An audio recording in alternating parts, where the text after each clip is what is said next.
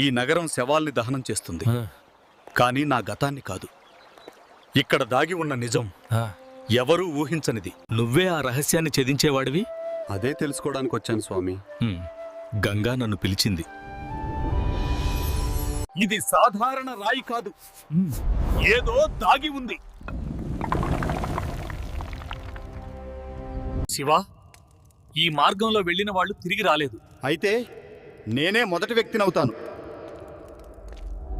ఇంత పెద్ద రహస్యం మన కళ్ళ ముందే దాగి ఉందా? శివ, ఇది దేవుళ్ల కాలం నాటి చిహ్నం. దీన్ని తెరవడం చాలా ప్రమాదం. నిజం దాగి ఉండటం వల్లనే ప్రమాదం. దాన్ని తెరవాలి. శివా, ఇది తెరుచుకుందంటే నువ్వు నిజంగా ఎంపికైన వాడివే. దేవుళ్ళు దాచిన దాన్ని మనుషులు కనుగొనడానికి సమయం వచ్చింది. శివా, లోపలికి ఎక్కువగా వెళ్లకు.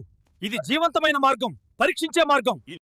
నేను భయంతో రాలేదు, నిజం కోసం వచ్చాను. శివా, ఆ దారి మనుషులు నడిచే దారి కాదు, కానీ నేను దైవం పిలిచిన దారి నడుస్తున్నాను. శివా, త్రిశూలం పరీక్ష.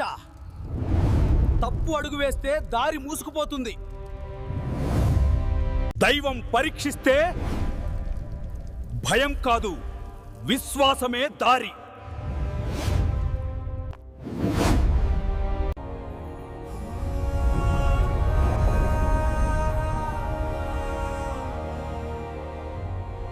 శివా, నువ్వు నిజంగా దేవుళ్ళు ఎన్నుకున్నవాడివే.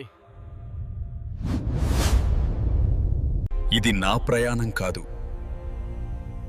నాకు అప్పగించిన ధర్మం.